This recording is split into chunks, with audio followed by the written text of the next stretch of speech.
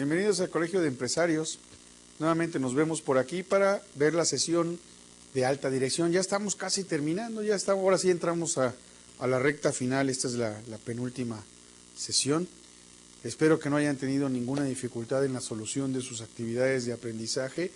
Si se van fijando, se van ligando una con las siguientes, entonces es muy importante resolver bien desde el principio y creo que los va llevando poco a poco para que quizá las primeras están muy complicadas y van a sentir que conforme van avanzando ya la complicación, el grado de complejidad cede. No es que ceda, si sienten eso quiere decir que ustedes ya van entendiendo bien el camino de la toma de decisiones y todas las herramientas. No se preocupen, si por el contrario sienten que se va dificultando, quiere decir que desde el principio su actividad andaba mal. ¿Ok? Seguimos con la parte de la toma de decisiones. Me van a preguntar ustedes por qué le tomamos tanto tiempo o tantos secciones a esto de la toma de decisiones, pero porque es fundamental. Hay que saber decidir y como ustedes pueden darse cuenta, el tema da para mucho. Hay muchísimas formas de ver y de revisar la toma de decisiones y lo importante que es para la dirección decidir pronto y bien. Hay decisión sin espejos. ¿Qué es un espejo? ¿Sí? Bueno, pues lo que entendemos por espejo, lo que me da mi reflejo. ¿Cómo funciona esto? Bueno, esto salió de un libro que se escribió hace algún tiempo y por ahí se tomó decisiones sin espejos. ¿Por qué? Porque una decisión sin espejo es una decisión que se toma por primera vez, que no hay un reflejo, no hay algo que me permita a mí para saber por dónde caminar, cuáles son las aguas menos peligrosas y por ahí circular. No tengo referentes, no tengo referencias para tomar esa decisión. Entonces, ¿qué es el espejo de especialización? Actualmente los ejecutivos se especializan en su rama y esto limita la conciencia. O sea, entre más especializado soy, sé muchísimo de poco y empiezo a desconocer las demás áreas. Sucede con la medicina.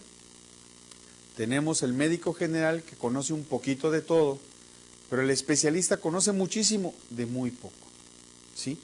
Al grado que llega un momento en que para ser especialista tuvo que hacer una medicina general, llega un momento en que su conocimiento del resto del cuerpo, del resto de los órganos, ya no es tan bueno como el de un médico general, porque lleva muchos años practicando sobre algo cada vez más específico. En la administración, en la mercadotecnia, en el management en general, pasa lo mismo. Entre más nos vamos especializando, entre más vamos conociendo nuestra área de trabajo, nuestro producto, nuestra empresa, nuestro campo de conciencia se comienza a limitar, se comienza a hacer estrecho. Entonces, aprender a expandir los límites nos da mejores resultados y es parte del proceso de aprendizaje. Es decir, cuando yo tengo que tomar decisiones, casi sin influenciarme por decisiones similares a mi alrededor o por decisiones que yo mismo, ¿verdad?, he tomado antes, puedo decir que estoy tomando decisiones sin espejos, como si las tomara por primera vez, ¿sí? Y eso va a aumentar mi capacidad de análisis, pero también me da un vasto conocimiento, ¿sí? ¿Cuál es el alcance vertical de la decisión sin espejos? La ignorancia no es responsabilidad ni es válido para la alta dirección. No se vale decir, es que yo no sabía, es que no me lo informaron, es que no me dijeron. No se vale. La alta dirección no puede dar excusas, la alta dirección tiene que dar resultados y debe de buscar los resultados casi al 100%. Entonces, la ignorancia no debe de formar parte de la alta dirección. La alta dirección tiene por obligación estar informada y estar bien informada. No es válido tampoco, ni se permite, para el desvío de la estrategia. Es que yo creo que le vamos a hacer mejor así, porque así como lo planeamos no es. O lo planeamos mal, o no teníamos la información, y ahora que tenemos la información, le vamos a dar un giro. Eso no debe suceder porque va a pegar el ánimo de los colaboradores. Entonces, cuando hacemos un plan hay que hacerlo muy bien, pero una vez que está elaborado, hay que hacer que se ejecute como está planeado. Entiendo que hay circunstancias que podrán hacer cambiar el plan y entonces tendré yo que hacer modificaciones, pero que esas circunstancias no sean tales que mi plan se vuelva inservible, porque entonces como planeador soy malo, no tengo idea de las cosas que pueden pasar en el entorno. Claro, si terminé mi plan y me dicen que mañana va a caer un meteorito y que nos lo habían mantenido en secreto, ok, está bien, pero las cosas no son tan extremas tampoco. El proceso no es un factor determinante en la toma de decisiones, ¿ok? No hay que detenernos tanto en el proceso. Los espejos, ¿cómo se producen estos espejos? Cuando de manera voluntaria o involuntaria se ignora cierto tipo de información. ¿Por qué sucede esto? Porque al ignorar ese tipo de información yo no me voy a sentir influenciado.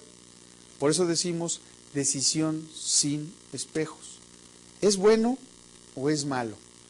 ¿Cuál será el resultado? Si el resultado es bueno, la decisión fue buena. Si el resultado es malo, la decisión es mala.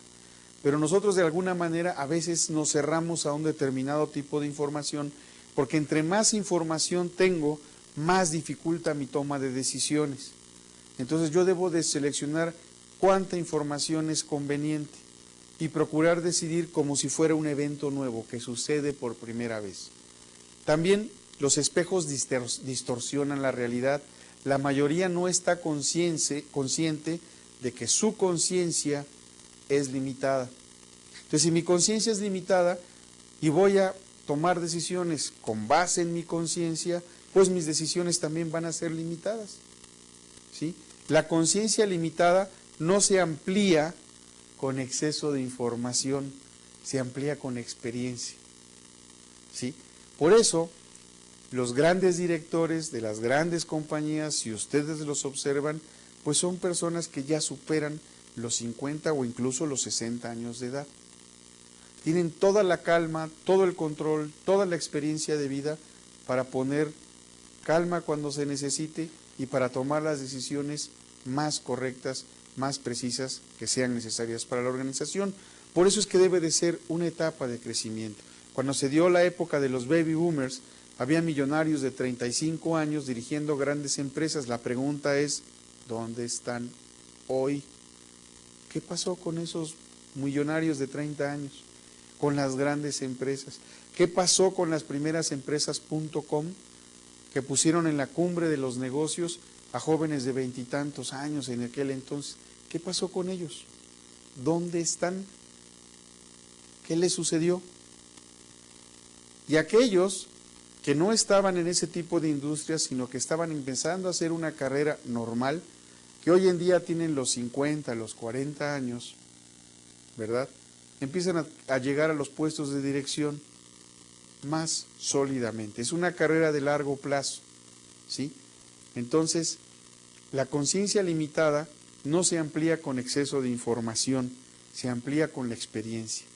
Las limitaciones no se amplían, no se minimizan con ampliar los plazos. Pues voy a dar más chance a ver si en ese momento me llega más información, ¿no? El tiempo es escaso y tiene que ser administrado. La mayor parte de las veces que tomamos decisiones, no hay tiempo, ¿sí? Tampoco son decisiones de vida o muerte, pero si vamos sumando todo lo que tiene que decidir la alta dirección en el transcurso de un mes, vamos a darnos cuenta que su principal trabajo es decir sí, no, va o no va. ¿O qué pasó con esto en que quedamos? Estar correteando a su equipo porque olvidó hacer algo que estaba planeado. O no lo hizo con la profundidad que debieron haberlo hecho. La alta dirección toma decisiones y toma decisiones vitales para la organización en ese sentido, no de vida o muerte. ¿Cuáles son los límites de la conciencia? Cuando no vemos la información, cuando no buscamos la información, cuando no compartimos la información. Me sorprende y me sorprende gratamente que desde que me dedico a la consultoría y a la pedagogía, mi campo de acción y conocimiento se hace cada vez más grande. ¿Por qué razón?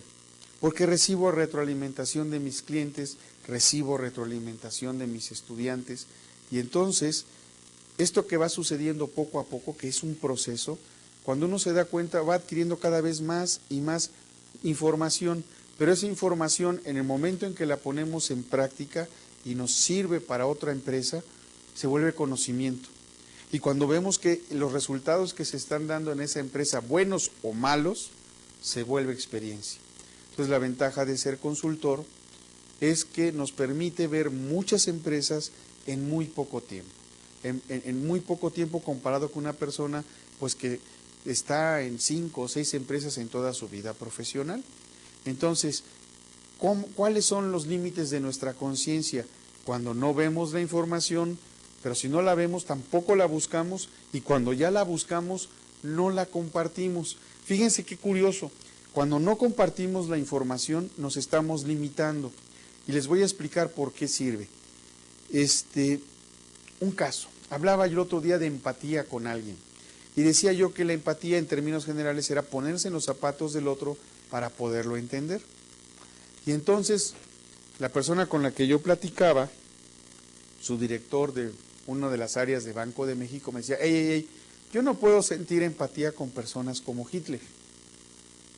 Y de momento fue algo que se me hizo hasta rara la pregunta, porque la empatía es para ver cómo nos llevamos mejor con las personas, y para podernos llevar mejor tenemos que entenderlas.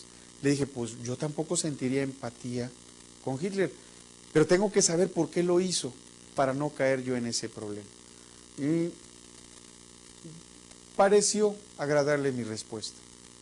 Lo que después pensé, seguí trabajando en la pregunta que me hizo, y sí, yo puedo sentir empatía por Hitler, pero no simpatía.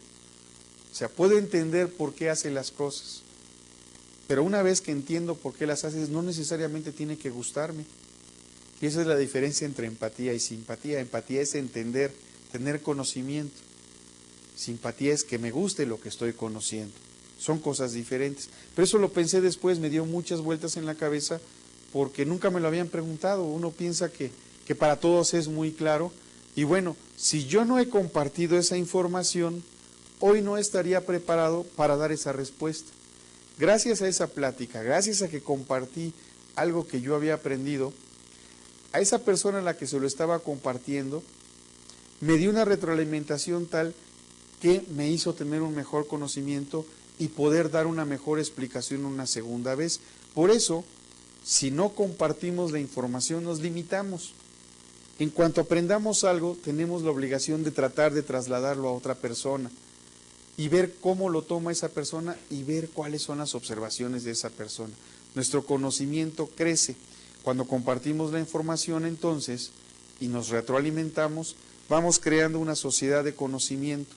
Y cada vez, sobre todo en una organización, funciona mejor. Pero es muy común que los gerentes ocultan su información, que los demás no sepan cómo trabajan, como si trabajaran también, ¿verdad?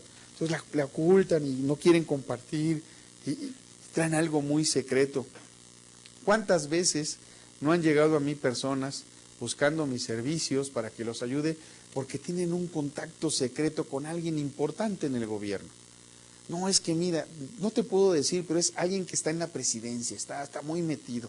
Y siempre traen así cosas grandes y misteriosas, ¿verdad?, que nos va a enriquecer de la noche a la mañana. No conozco a alguien que se haya enriquecido de la noche a la mañana, ni aún ganándose el melate. Tiene mucho dinero, pero no tiene riqueza. ¿Y cuál es la riqueza a la que yo me refiero? Riqueza de conciencia. Por eso es que tantos deportistas, sobre todo en el box, que no tienen preparación, ganan millones de dólares y termina su carrera y termina su historia junto con su dinero. ¿Por qué? Por la falta de conciencia. No saben la información, no la ven, no la buscan, no la comparten, no se mejoran. Son muy pocos los que después de haberse dado de golpes con otro y ganado miles y miles de dólares, millones de dólares, siguen teniendo una vida más o menos cómoda. No perdieron el piso, ¿ok? ¿Cuándo no vemos la información? No es cuestión de taparse los ojos, ¿no? Sino que limitamos nuestra conciencia y pasamos por alto información que no esperamos, como que nos cerramos, como que no la creemos, ¿sí? No se ve más allá de lo que necesitamos. Nos limitamos a trabajar al día, sin visión estratégica, sin pensamiento estratégico. Ya lo había comentado una vez, pero lo vuelvo a comentar. Pensar estratégicamente es decir, en dónde estoy, a dónde voy y cómo llego. Si se fijan, se parecen mucho a las preguntas filosóficas, de dónde vengo, quién soy y a dónde voy. Bueno, en este caso ya no importa de dónde vengo, sino desde dónde estoy, a dónde quiero llegar y qué tengo que hacer para lograr ese punto donde quiero llegar. No se ve más allá de lo que necesitamos y eso es cuando no vemos la información. Las personas pasan por alto la información que va cambiando gradualmente. Pónganse a pensar, estamos en el siglo XXI, ¿qué cosas ya desaparecieron de su vida y que prácticamente no se dieron cuenta? Bueno, en unos pocos años desaparecieron de su vida los cassettes. A lo mejor tienen algunos en sus casas, pero ya no los usan. También pasaron de su vida y ya no se acuerdan de ellos porque ya no los necesitan, los disquetes, los que entraban en la computadora. ¿Cuándo fue la última vez que usaron un disco para su computadora? Quizá fue para poner un programa. La mayor parte de las veces se baja ya directamente de internet. O bien, a lo mejor fue un disco para copiar música a su computadora. Porque ahora hasta la música la podemos copiar en internet. En vez de ese famoso disquete, lo reemplazó el disco, el CD, al CD lo ha reemplazado el DVD, y ahora falta una memoria flash, la famosa USB, para trasladar la información que necesitamos. ¿Cuándo fue la última vez que usaron un Walkman? Si es que saben de lo que les estoy hablando, y si no, pregúntenle a sus papás. ¿Cuándo fue la última vez que usaron un Discman? Son objetos que van desapareciendo poco a poco de nuestra vida, y los tuvimos y los usamos, y se fueron. Porque las cosas cambian gradualmente, no cambian abruptamente. Nosotros pensamos que sí, pero la realidad es que no. Se van yendo poco a poquito. Cuando llegan hacen un gran ruido, pero cuando se van, pasan por nuestros ojos y ya no las percibimos. Eso es cuando no vemos la información. Y si les digo, oigan, ¿y se acuerdan ustedes de los videos beta? Que después fueron reemplazados, salieron simultáneamente el beta y el VHS. El beta era japonés, el VHS era americano y ganó el VHS. Y se quedaron los VHS. Si son muy jóvenes van a decir, ¿de qué está hablando este tipo, no? O sea, pues a lo mejor se acuerdan que cuando niños ponían su videocasetera y se ponían a ver sus películas de La Sirenita y cosas así. Hoy en día en su casa todavía es posible que haya por ahí un reproductor de video. Lo más probable es que tengan uno de DVD. Y ya. Así de sencillo, así de fácil. El fax. ¿Quién de los que trabajan usan el fax todavía? Sí, a lo mejor ahí está, porque era un artículo de oficina, pero el fax lo sustituye el escáner para que esos documentos que tenemos en papel los escaneamos y se van por mail. Mándame un mail, ¿sí? ¿Cuándo desapareció el fax? ¿O cuándo disminuyó su uso? La información cambia gradualmente.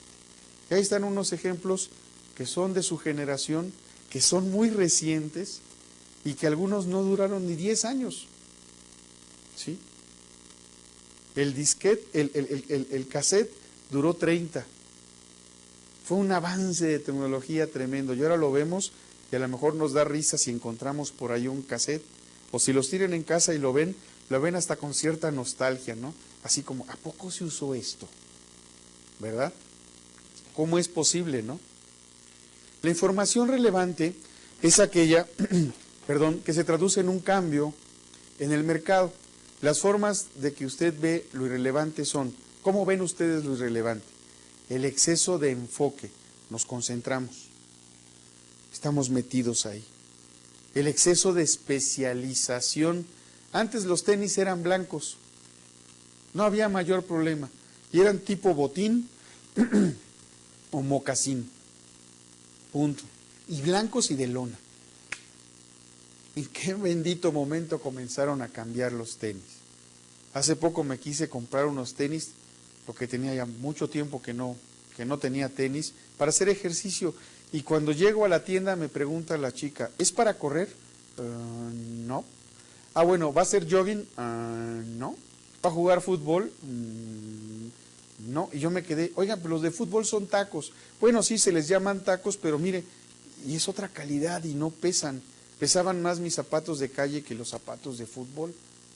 Y entonces hay una serie de tenis para cada actividad. Cuando yo era niño eran tenis blancos de lona y se acabó. No había mayor variedad.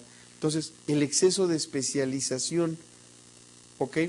Nos dan información que no ha sido requerida o que no ha sido necesitada. Me enteré que hay tenis para la bicicleta, que hay tenis para correr, que hay tenis para saltar, para hacer aeróbics, y hay tenis para... Es que yo simplemente voy a ir al gimnasio y voy a jalar algunos aparatos y a lo mejor hasta un poquito en la caminadora, ¿no? No puedo correr, tengo los meniscos lastimados. Ah, mire, y me saca unos hasta con luces reflejantes por si quiero salir a caminar en la noche, ¿no? No me vayan a atropellar.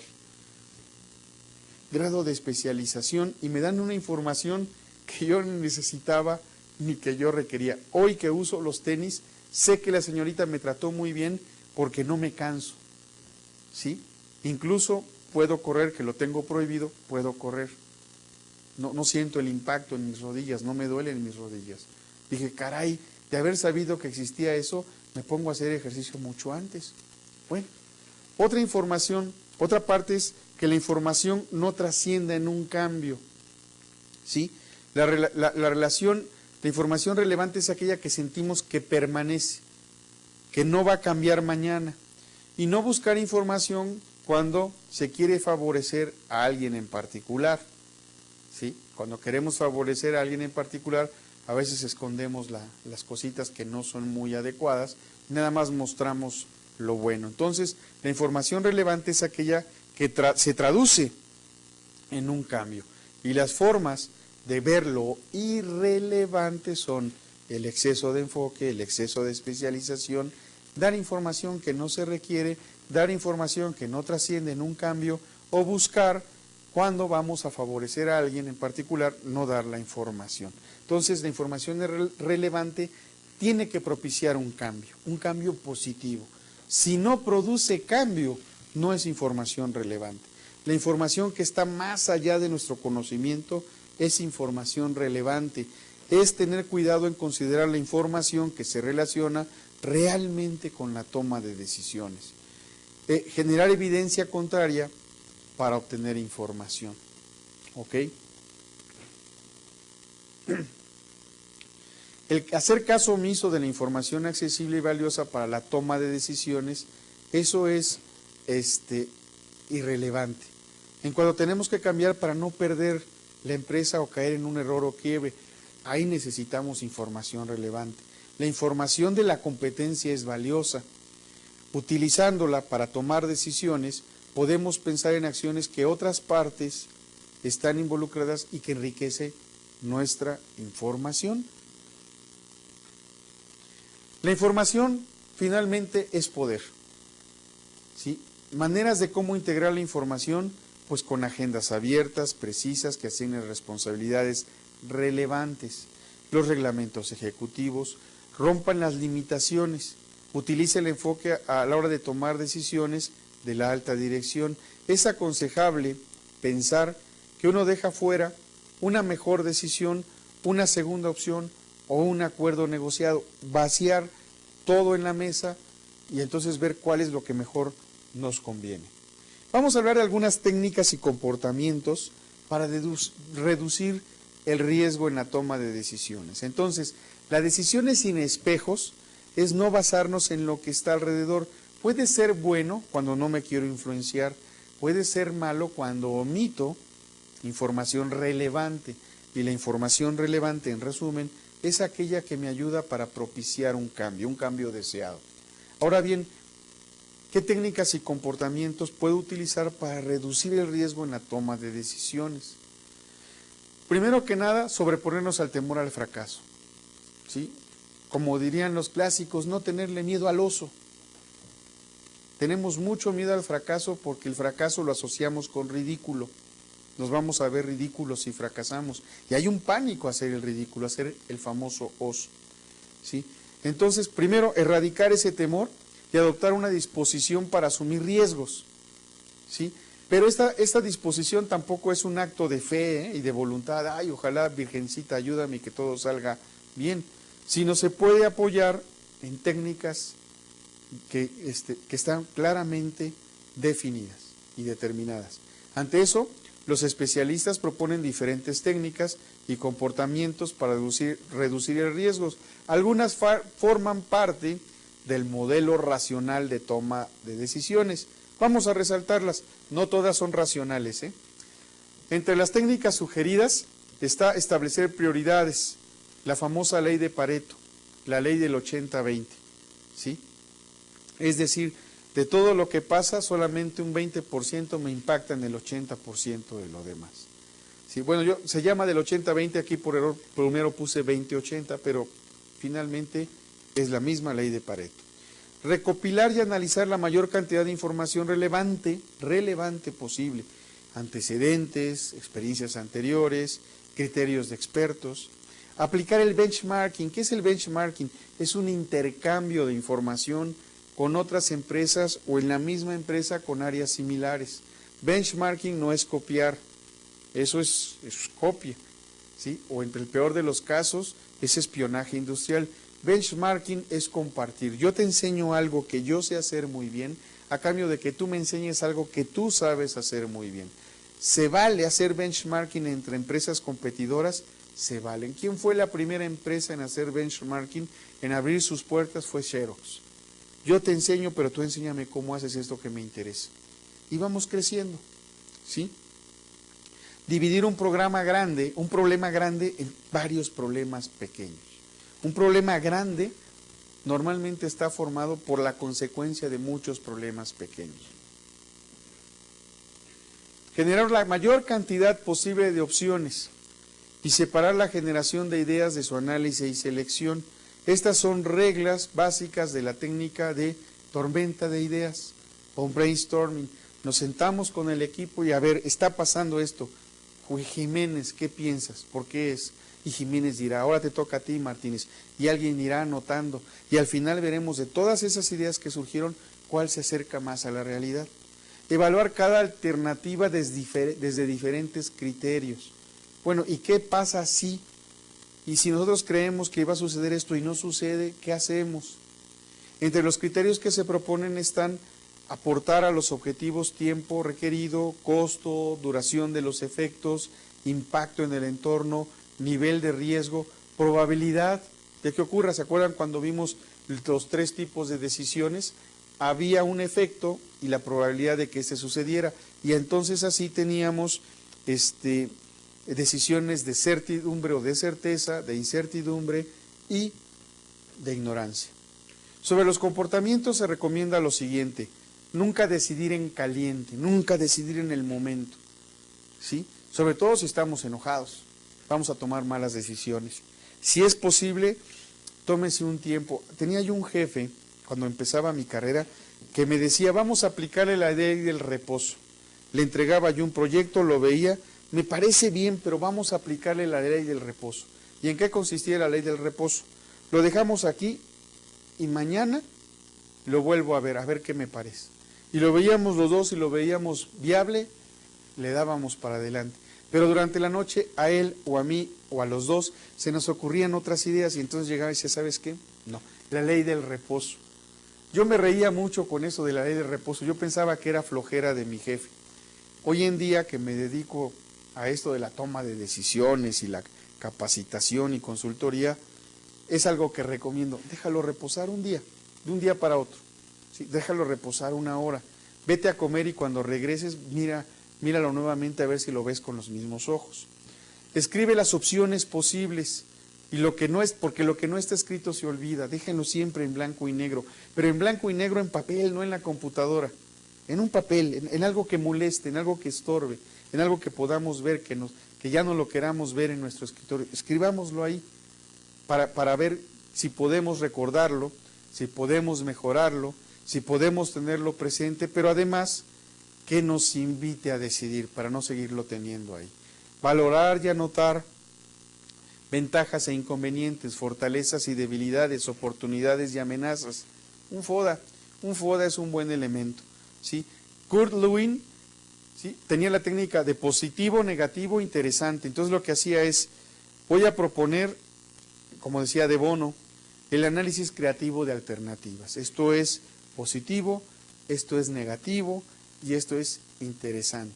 ¿Qué cosas voy a obviar luego? ¿Qué voy a eliminar? Lo negativo. ¿En qué me voy a centrar? En lo positivo. ¿Qué analizo posteriormente? Lo interesante. ¿Ok? Mirar al pasado y contestar cómo fue cuando decidí algo parecido, qué resultado me dio, cómo me fue con esa decisión. Pero hay que tener muy claro que lo que en años anteriores me resultó, hoy puede no resultarme. Lo que en años anteriores no me resultó, hoy puede tener éxito. Hay que tenerlo claro, porque las circunstancias cambian. Pero si yo sé por qué tuvo éxito y lo puedo replicar, lo uso. Si yo sé por qué fracasó y esas condiciones ya no son, existe la posibilidad de que pueda utilizarlo. Piensa en los cambios que se puedan producir en el entorno en un futuro cercano. Lo que fue exitoso en el pasado, insisto, puede no serlo ahora. Y eso no lo dice Julio Carreto. Lo dijo nada menos y nada más que Peter Drucker, ¿sí?, uno de los máximos exponentes de la administración moderna. Piensa en posibles escenarios. El FODA me da 4 posibles escenarios. Y 4 posibles escenarios donde combina muy bien fortalezas y debilidades con oportunidades y amenazas. Y se refiere a diferentes posibles comportamientos en variables clave que podamos proyectar para un futuro cercano, en donde van a operar todas las decisiones que tomemos. Hay que preparar planes de contingencia. Responda siempre a la pregunta, ¿qué pasa si? Pero con cosas posibles. No vayan a decir, ¿qué pasa si ahorita llega un meteorito? ¿Qué pasa si ahorita bajan los marcianos? O sea, cosas posibles, cosas factibles, cosas probables en el entorno del negocio. Fíjense que esas son las bases del pensamiento estratégico y también nos sirven para nuestra vida. ¿Qué pasa si pierdo el trabajo? ¿Qué pasa si no encuentro empleo? ¿Qué pasa si no ahorro? Esas son decisiones estratégicas, es pensamiento estratégico. Nunca se queden sin posibles acciones ante cambios imprevistos. Primero hay que pensar en lo peor, en lo negativo, en el escenario donde se juntan debilidades con amenazas.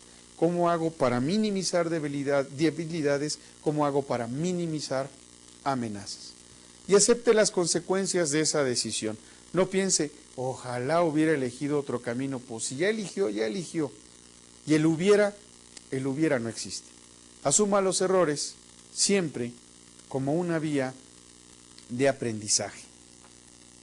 ¿Qué nos dice Howard Gardner? Vamos a anotarlo por aquí. Howard Gardner, esa diapositiva que ven ustedes todas enredadas y toda siniestra, es muy fácil de entender, pero se requiere un ligero conocimiento previo, muy, muy previo. Howard Gardner, así, es un pedagogo y él nos dice que hay 7 inteligencias diferentes, que el ser humano tiene 7 inteligencias diferentes, no una ni dos, no, 7. O sea que, pues, mal no nos va con las inteligencias. Vamos a ver si las puedo distinguir en las que están ahí escritas. Tenemos inteligencia lingüística. Ahorita las explico. Tenemos inteligencia lógico-matemática. A ver, creo que ya le vamos entendiendo de qué se trata. Tenemos inteligencia espacial. No somos extraterrestres, pero ahorita vamos explicando. También la musical. ¿Cuántas personas conocemos que tocan un instrumento y que nunca estudiaron música? ¿Sí? Tenemos la kinestésica, o kinestética también se le llama. Algunos lo escriben kinestésica, algunos lo escriben con K, otros con Q, otros ponen sinestésica. Fíjense cuántas van, 1, 2, 3, 4, 5. Yo dije de 7.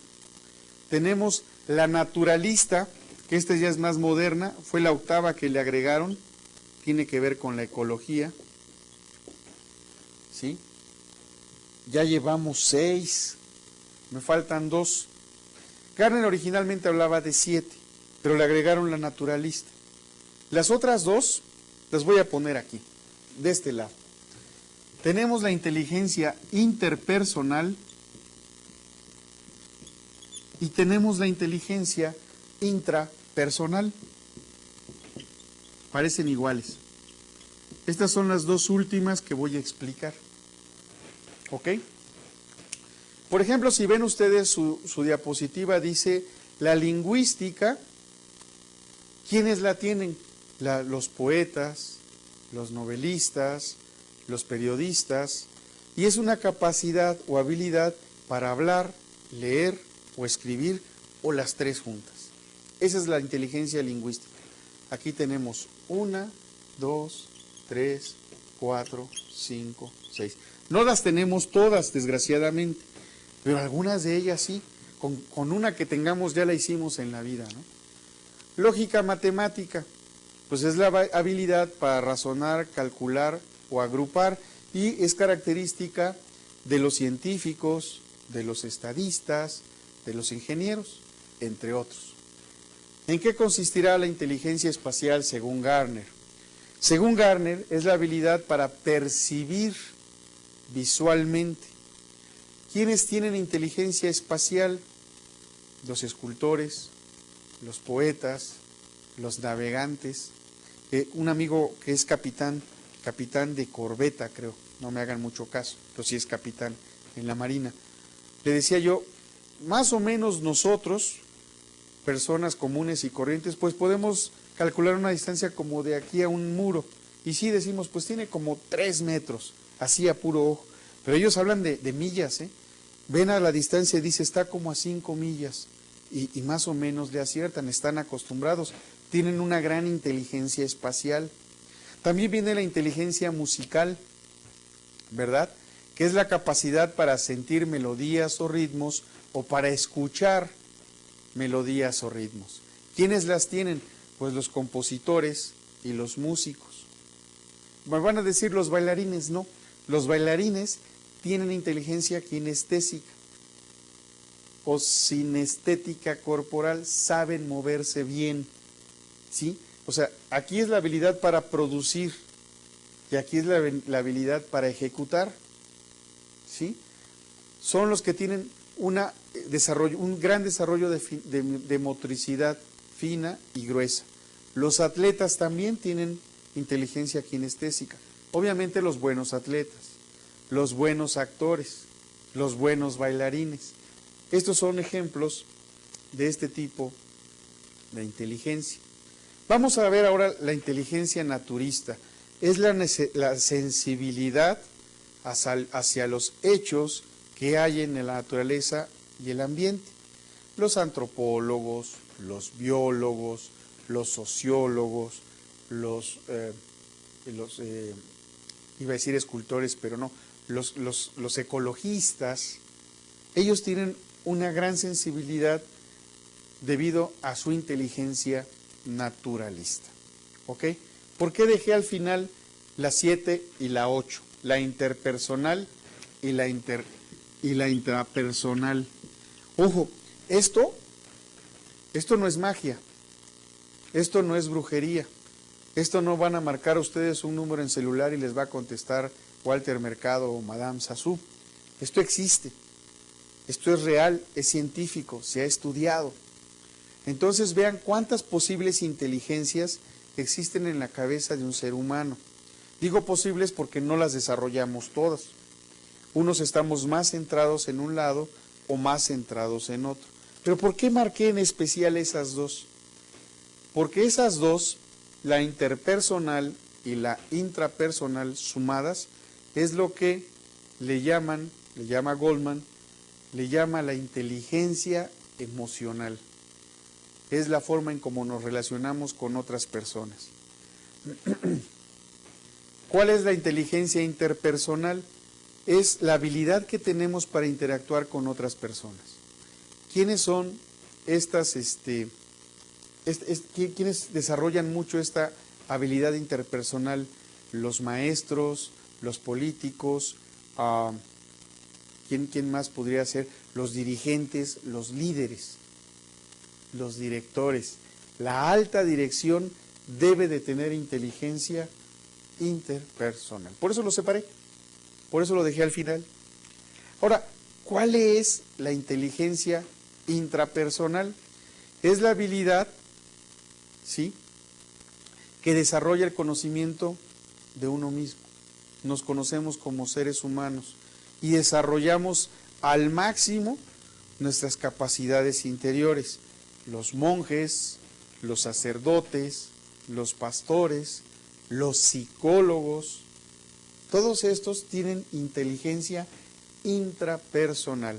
Esto es cómo nos relacionamos con otros individuos, y esta es la más difícil, cómo nos relacionamos con nosotros mismos. Las dos inteligencias sumadas nos da como resultado lo que conocemos como inteligencia emocional. La inteligencia emocional es cómo manejamos nuestras emociones y se las transmitimos a otras personas. Cómo queremos que esas personas entren en sintonía con nuestro estado de ánimo. Entonces, requiero tener una habilidad para desarrollarme con las demás personas, pero también una habilidad para desarrollarme a mí mismo. Entonces, estas dos, la mayoría de las personas la tienen, que eso es lo más interesante. ¿Sí? Oye, pero pues yo no soy maestro y yo no soy político y no soy pastor, ni mucho menos sacerdote. Todos la tenemos, todos la tenemos. La habilidad musical, espacial, kinestésica, no todos la tenemos, ¿sí? Pero estas dos siempre están en el ser humano, forman parte del ser humano. En la pirámide de Maslow es la que me hace llegar hasta la cúspide de Maslow, la necesidad de ser, de distinguirme, de separarme de otros seres humanos. Entonces todo ese garabato que ven ahí en la diapositiva, pues aquí está, este es el resumen. Y esta es la inteligencia emocional. ¿Cómo funciona la inteligencia emocional? La inteligencia emocional me ayuda a decidir sin ofender, me ayuda a decirle no a alguien y que no se sienta agredido, todo lo contrario, ¿sí? Que sea un no que le dé otras oportunidades, me ayuda a llevarme mejor con mis compañeros. Y está dividida esta inteligencia emocional en dos habilidades, mi habilidad personal y mi habilidad social.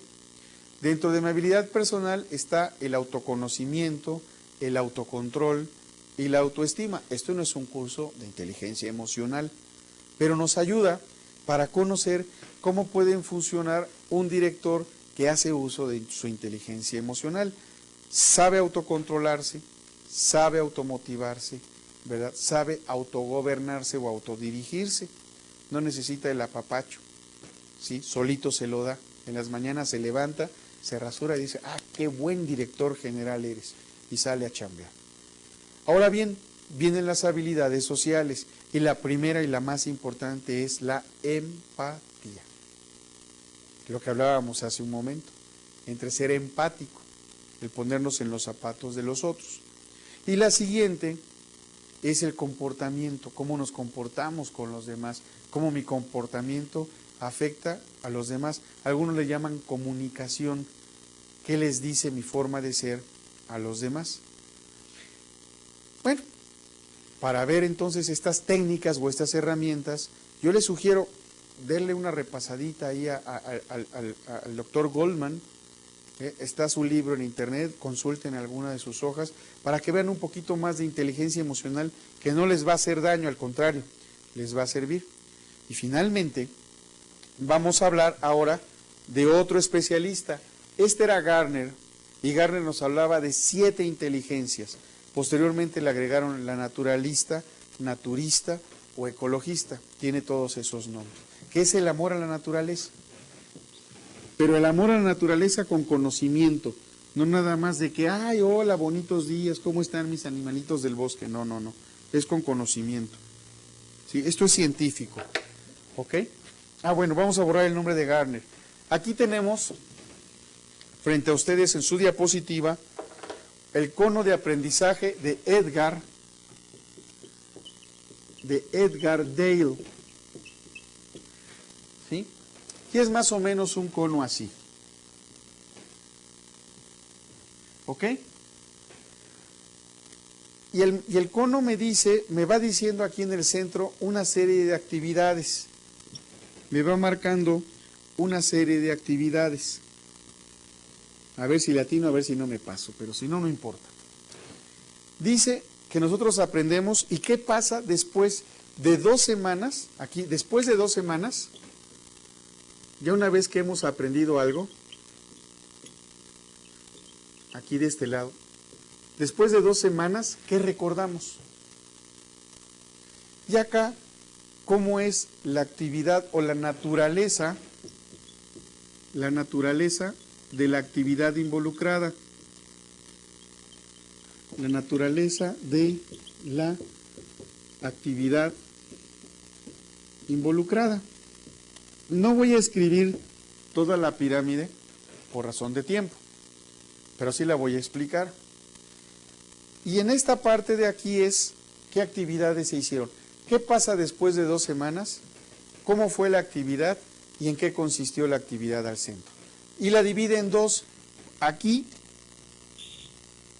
es pasivo, es aprendizaje o conocimiento pasivo, y aquí es conocimiento activo. Ustedes en este momento están recibiendo conocimiento pasivo, van a ver por qué. Dice que si esta es lectura, por ejemplo, si esta es lectura, o sea, leer, la actividad es verbal. Leer es una actividad verbal. Bueno, que después de 2 semanas solo recordamos el 10% de lo que leemos. Aunque hayamos puesto atención, aunque lo queríamos recordar. Después de 2 semanas solamente recordamos el 10% de lo que leemos.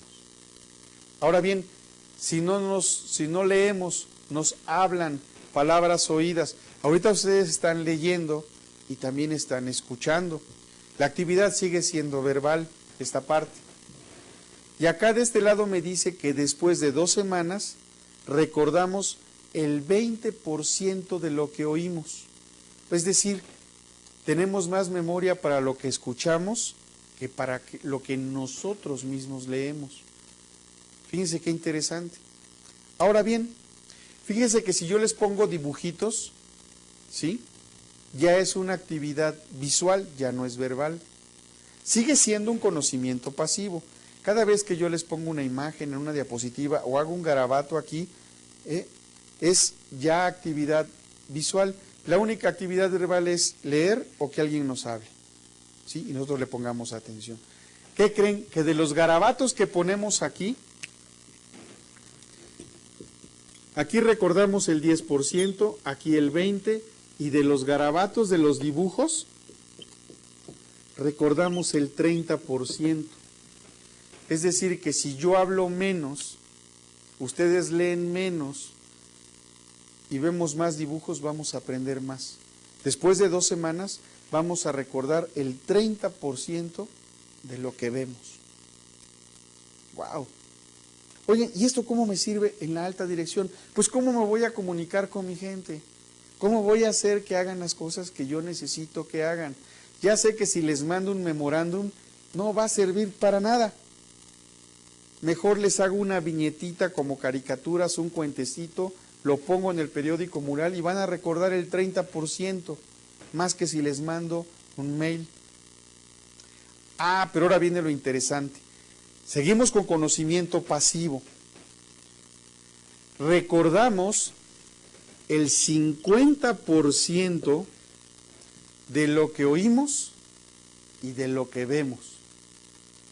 Y en esta escuela, en este colegio, ustedes ven y oyen, forzosamente, porque si no pierden el control de lo que están presentando en su computadora. Tienen que sentarla, ponerla, ver y escuchar. ¿Sí? Por ejemplo, mirar una película me hace recordar el 50% después de 2 semanas. Ir a una exposición me hace recordar el 50%. Ver una demostración me hace recordar el 50%. O ver algo hecho en la realidad, ver a un artesano, me hace recordar lo que hizo en un 50%. Y aquí es conocimiento pasivo y es visual. Solamente con ver aprendemos. Hay que saber ver, ¿ok? Me deja más ver un documental de Animal Planet o de National Geographic, una cosa así, que ver una novela o leerla, ¿ok? Me deja más ver un proceso en YouTube que leer el proceso en Internet. Ahora bien, vamos con el conocimiento activo. Participar en un debate, tener una conversación, lo que hablábamos de los límites de la decisión.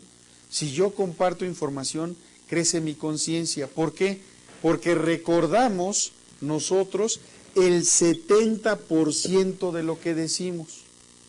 Cuando a veces alguien me dice, oye, pero es que tú me dijiste esto. No, yo no te lo dije. Ojo, hagan un alto. Puede estar en el 30% de lo que dijimos nosotros y ya olvidamos. Esto ya es conocimiento activo. Y la naturaleza de este conocimiento aquí es una actividad participativa y receptiva. ¿Ok? Pero lo que es mejor es que recordamos el 90% de lo que decimos y hacemos. La planeación es decir y hacer. En la medida que lo vamos haciendo, lo vamos recordando bien y nuestra gente no olvida cuál es la estrategia. Por ejemplo, realizar una representación teatral, simular una experiencia real, hacer las cosas que se intentan aprender, esos famosos simulacros que se hacen en las empresas para en caso de incendio, pero también esos simulacros, sociodramas le llaman, los hacen los equipos de ventas. Ustedes también los podrían hacer para resolver algunos problemas. Y eso es actividad pura, y con actividad pura, ustedes después de 2 semanas recuerdan el 90%. Esa es la razón de que ustedes tengan video, tengan audio y tengan habilidades de aprendizaje para llevarlos más o menos en esta capacidad de recordación. Que si fueran a una escuela, se sientan, están viendo están mensajeándose en su teléfono celular o están viendo una película en el celular, porque ahora se puede, ¿verdad?, mientras el maestro da una clase. Aquí la atención tiene que ser absoluta, si es que no se quedaron ya dormidos del otro lado de la cámara. Por mi parte, eso es todo. Nos vemos en la próxima y última sesión. Sean muy felices, échenle muchas ganas y hasta pronto.